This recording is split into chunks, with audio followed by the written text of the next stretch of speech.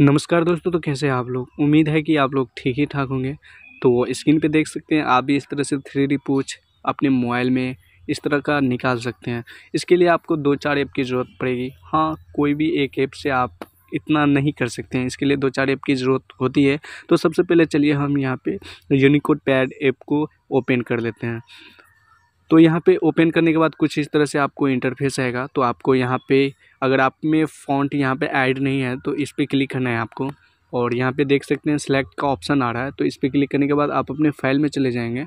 आपको ढूंढ लेना है कि आपका फ़ॉन्ट कहाँ है, उस पर क्लिक कर देना है, कुछ इस तरह से ऐड हो जाएगा। तो यहाँ पे चलिए हम जल्दी से कुछ भी टेक्स्ट यहाँ पे लिख ले रहे हैं। तो यहाँ पे हम कुछ इस तरह से लिख लिए हैं। तो इसको यहाँ पे लिखने के बाद आपको यहाँ से कॉपी कर लेना है। कॉपी करने के बाद आपको यहाँ पे पिक्सल लैब ऐप को यहाँ पे ओपन करना है कुछ इस तरह से।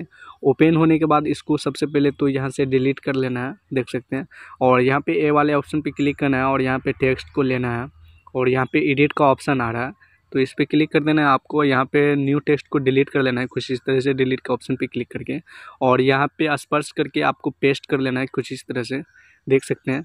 और आपको ओके कर देना है। और वो फ़ॉन्ट आपको यहाँ पे ए बी फ़ॉन्ट पे क्लिक करना है। इस तरह से आपको 3 ऑप्शन आएंगे यहाँ पे, फ़ॉन्ट्स, माय फ़ॉन्ट, रिसेंट। तो माय फ़ॉन्ट में जाना है।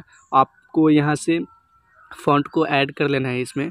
ऐड करने के बाद आपको कुछ इस तरह से आपको स्क्रॉल करना है। आपको ढूंढ लेना है कि कौन सा फ़ॉन्ट यानी कि यूनिकोड पैड निकाले हैं, वो फ़ॉन्ट आपको ढूंढने के बाद उस पर क्लिक करके ओके कर देना है। ओके करने के बाद कुछ इस तरह से आपका जो इस तरह का टेक्स्ट देखने को मिलेगा। तो सबसे पहले तो चलिए हम इसे एडजस्ट कर ले रहे हैं। तो इसको एडजस्ट करने के लिए सबसे पहले तो कलर हम मैनेजमेंट कर लेते हैं। कलर पे गार्डियन कलर पे क्लिक करके आपको कोई भी कलर अच्छे से एडजस्ट कर लेना है। कुछ इस तरह से चलिए हम ले लिए और इसको ओके कर देना है। इसका स्ट्रोक भी ले रहे हैं। कुछ इस तरह से आपको स्ट्रोक को इनेबल कर देना है। और यहाँ पे 4, 5, 6, 7 जितना पे हो सके आपको वाइट स्ट्रोक रख लेना है कुछ इस तरह से, देख सकते हैं। आपको जितना पे एडजस्ट आपको अच्छा लगे उतना पे रख लेना है कुछ इस तरह से। और इसको लेयर को थोड़ा सा बढ़िया से मतलब इसको एडजस्टमेंट कर ले रहे हैं टेक्स्ट को। तो चलिए कॉपी करके यहाँ पे कुछ इस तरह से इतना थोड़ा सा कट कर ले रहे हैं। इसको ओके करने के बाद यहाँ पे लाके छोड़ दे रहे हैं। और इसको फिर से कॉपी करके यहाँ से हम कट करके थोड़ा थोड़ा सा एडजस्ट कर ले रहे हैं कुछ इस तरह से। तो चलिए हम फटाफट कर लेते हैं।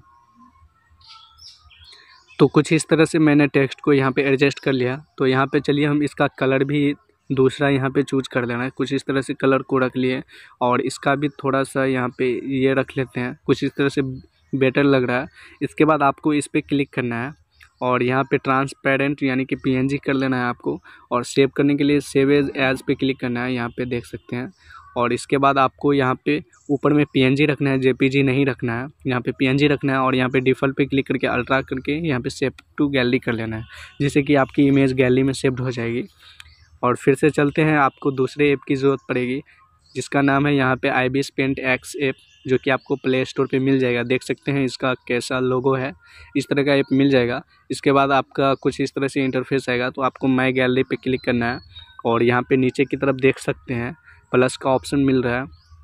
इसके बाद आपको यहाँ पे इंपोर्ट पिक्चर पे क्लिक करना है, देख सकते हैं ऊपर की तरफ। इसके बाद आपका ये जो PNG किए हैं कुछ इस तरह से आपको ले लेना है। लेने के बाद आपको ओरिजिनल पे रखना है, जिसकी क्वालिटी हमेशा बनी रहे।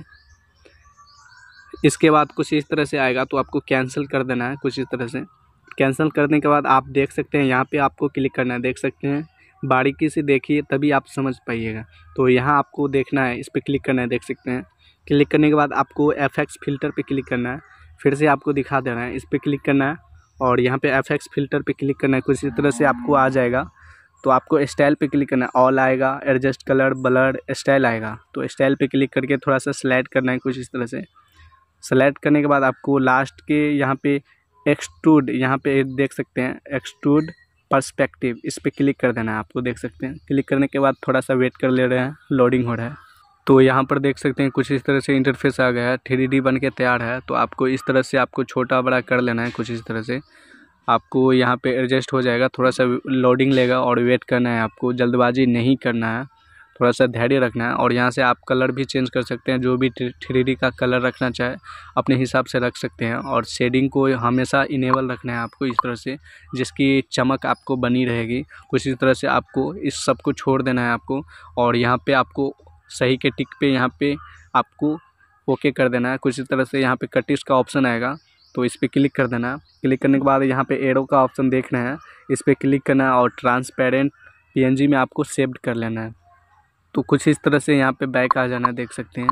बैक आने के बाद आपको यहाँ पे लेयर का ऑप्शन मिलेगा, देख सकते हैं। इस लेयर पे ऑप्शन पे क्लिक करने के बाद आपको यहाँ पे हाइड कर देना है टेक्स्ट को, कुछ इस तरह से आपको हाइड कर देना है। और यहाँ पे देख सकते हैं इंपोर्ट पिक्चर कैमरा टैब का आइकन आ रहा है। इंपोर्ट पिक्चर कैमरा पे आइकन पे क्लिक करना है आपको।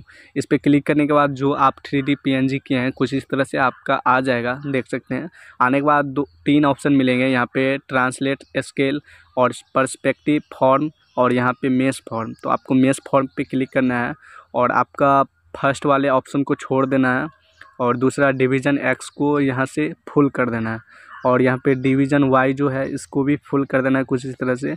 और यहाँ पे आपको यहीं पे एडजस्ट करना है कुछ इस तरह से, आपको यहाँ से पकड़ करके थोड़ा सा इधर करना है। आपको यहीं पे आपको बनाना खुद से है, तो देखते रहिए हम किस तरह से यहाँ पे बनाते हैं।